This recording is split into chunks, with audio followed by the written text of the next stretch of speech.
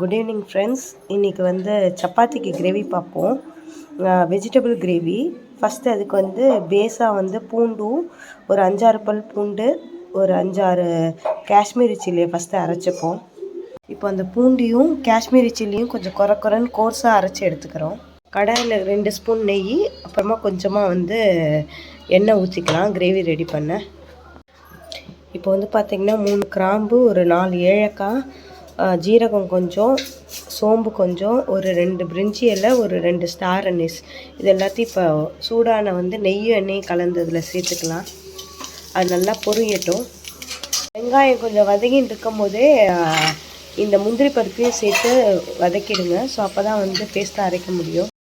வெங்காயம் நல்லா இந்த அளவுக்கு நல்லா வதங்கினதுக்கப்புறமா இதில் வந்து 2 தக்காளி, மீடியம் சைஸ் தக்காளி சேர்த்துக்கணும்.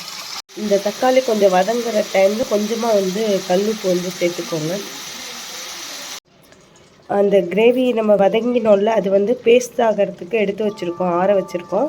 இப்போ அதுக்கப்புறமா மெயின் கிரேவி ரெடி பண்ணுறதுக்கு எண்ணெயும் பட்டரும் இது கடாயில் போட்டிருக்கோம். அது கொஞ்சம் சூடு ஏறினோன்னே கொஞ்சமாக பிரிஞ்சி இலை கொஞ்சம் வதங்கினோன்னே அதில் வந்து கொஞ்சமாக வெங்காயம், ஒரே வெங்காயம் வந்து பொடிசாக கட் பண்ணி வச்சுருக்காங்க, ஒரே வெங்காயம்,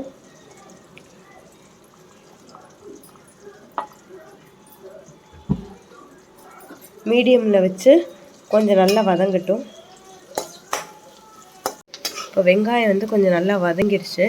இந்த வெங்காயம் வதங்கினோன்னு ஒரு தக்காளி வந்து கொஞ்சம் மீடியம் சைஸில் வந்து கட் பண்ணி வச்சுருக்கோம், ரொம்ப சின்னதாக இல்லாமல். ஸோ அதுவும் நல்லா வதங்கட்டும். தக்காளி நல்லா மேஷியாக வதங்கிடுச்சு. நம்ம ஃபஸ்ட்டாக வந்து பூண்டியும் காஷ்மீரி சில்லியும் கோர்ஸாக அரைச்சி வச்சுருந்தோம்ல, அதை இப்போ இதில் போடுவோம்.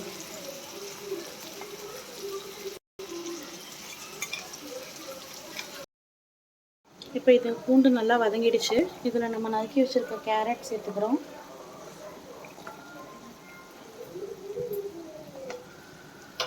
அதோட கொஞ்சம் நறுக்கி வச்சுருக்க உருளைக்கிழங்கையும் சேர்த்துக்கிறோம்.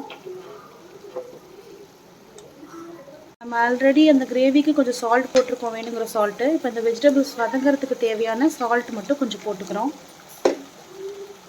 வெஜிடபிள்லாம் போட்டதுக்கப்புறம் இது நல்லா வதக்கி இப்படி வந்திருக்கு. ஸோ இப்போ நம்ம முன்னாடி பேஸ்ட் அரைச்சி வச்சோம்ல, வெங்காயம், முந்திரி, இதெல்லாம், அதை இப்போ இதோட கலந்துக்கலாம்.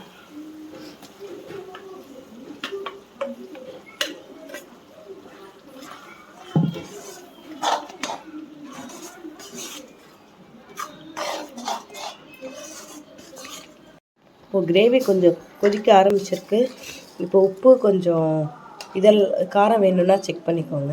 இது மாதிரி எண்ணெய் பிரிஞ்சு வந்தோன்னே ஆஃப் பண்ணிடுங்க கிரேவி. இதுதான் வெஜிடபிள் வந்து கிரேவி. சப்பாத்திக்கு சைட் டிஷ்ஷாக யூஸ் பண்ணிக்கலாம்.